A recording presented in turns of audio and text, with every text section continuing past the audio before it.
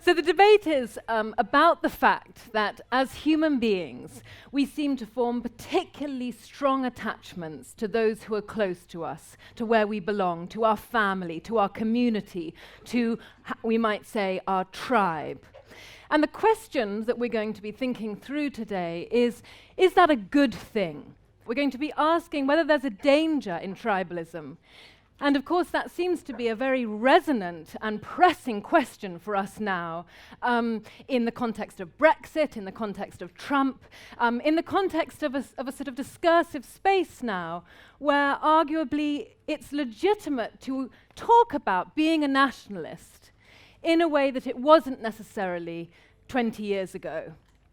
So that is our question, those are our issues. To help us think about them, we are very lucky to have David Miller, Professor of Political Theory at Oxford, Homi Bhabha, Professor of the Humanities at Harvard, and finally and wonderfully we have Yassmin Abdel-Magied, a writer, an activist, and a mechanical engineer. Can we justify our tribal allegiances, or are they a source of conflict and division? And I shall begin by asking David to start. Thanks, Hannah. That's great. All the evidence we have is that people are quite deeply tribal by nature. They're genetically programmed to find a group to identify with. Yet at the same time, which group that is quite contingent. They can be pushed in one way or another. So tribes may have started out as biological kin groups, but it's not difficult for us to transcend our ethnic origins and find new identities. So why do we have this innate need to belong to a tribe? What does it do for us? I think two things mainly. First, it allows us to put our individual life histories into a much bigger picture. Now, maybe there are some people who can get by with just an individual personal narrative, but for most of us, I think, particularly in an age in which religion has lost its power for most people, we need a bigger master narrative to make sense of our own lives, a story that begins in the past and projects into the future. And I think there's something sadder than being the very last member of your tribe, like the last person to speak a dying language. The other thing it does for us is it gives us a kind of recognition. We all crave to be respected, but it matters who's offering the respect. And the people who count are the people whose tribe we're part of. So, as you can see, I'm an academic, and what matters to me is the respect I get from other academics. Bus drivers probably think what I do is a complete waste of time, maybe right, and it doesn't bother me. That doesn't bother me. So now, why isn't it enough just to be respected as a human being? I think that's too empty a description. Well, what about for your individual achievements? Well, that's fine if you're Usain Bolt or Ed Sheeran, but I think for most of us, there's nothing very special that we've achieved. So what matters is that we're seen as being a good enough member of the tribe that we belong to. So, tribes do good things for their own members, but don't they create problems for outsiders? What about intertribal conflicts? Well, I think essentially these arise when one tribe poses a threat to the well-being or the very existence of another. So classically, tribe A invades the hunting grounds of tribe B. So the important thing is to give tribes a secure space to operate in. And the big problem occurs when a whole society divides along tribal lines, whether these are ethnic or religious or political, because then physical separation becomes impossible. That's what we want to avoid at all costs.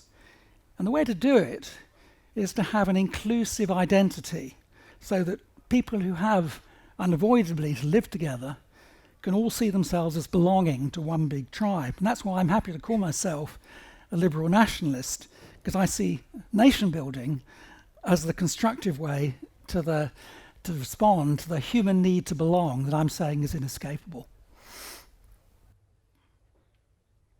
Very good, thank you. Sorry, no, deep in thought. Excellent. Yes, Homi, very good. Great. Thank you so much for being here. Thank you all for being here today on this delightful day. I'm not even so sure that we should describe the conflicts we have today as tribal. First of all, I think the word tribal has a particular anthropological understanding of an ecology of people living together in different times than the ones we do. And I think we've just got to say that, is this translation, is this metaphor the right one? Now, are we all really proud of our families? Are we all really proud of the nations we belong to? This is very simplistic. We love our parents. We hate our parents. Our parents fuck us up. What did Philip Larkin say? That. Right? Our parents sometimes fuck us up. Then we recover. Our nations we love. We fight the patriotism of our nation because we think it's misguided. So I think that there are a whole complex set of feelings, even in the most intimate institutions of our lives. And that doesn't fit well with this narrow notion of, you love where you came from. Many of us come from many different places in our lives, and each time we embed or seed a certain kind of home. And I think that we've got to think about that in the world in which we live now.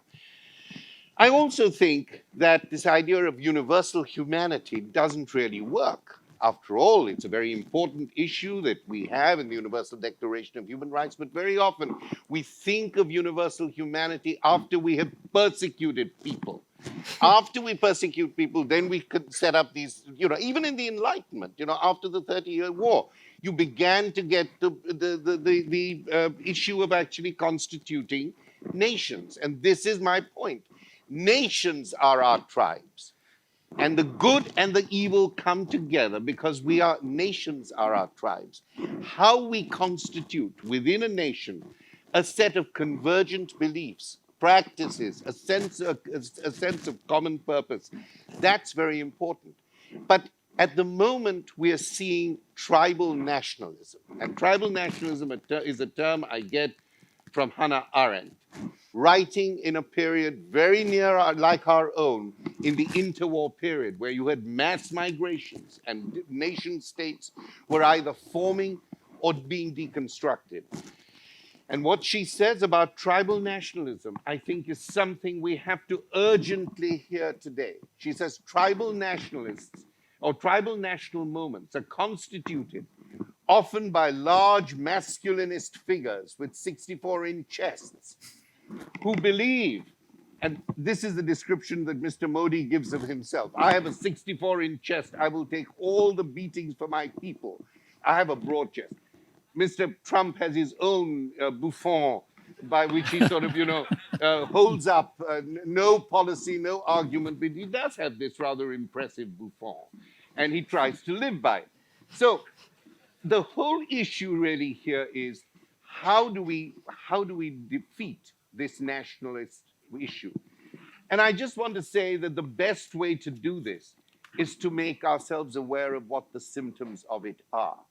Whatever the economic discontents, whatever the failures of globalization, whatever the failures of the EU, why is it that in every country, every time, the issue always comes up as my immigration, racism, ethnic policy, whatever the economic issues are, it is unquestionable that African Americans in America do worse than than the oppressed and in a way suffering white populations. There's no question about that. Mexicans do worse.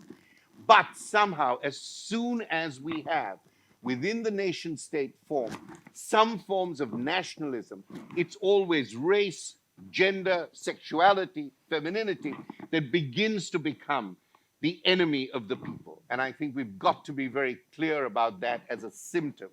It's not the cause, it's the symptom. It's not the cause of Brexit. It's not the cause of the wall being built between Mexico and the United States. I want to end, actually, with a voice much finer than mine, a poem about, I believe, a short poem about populist nationalism or tribal nationalism by W.H. Auden. It's called Diaspora.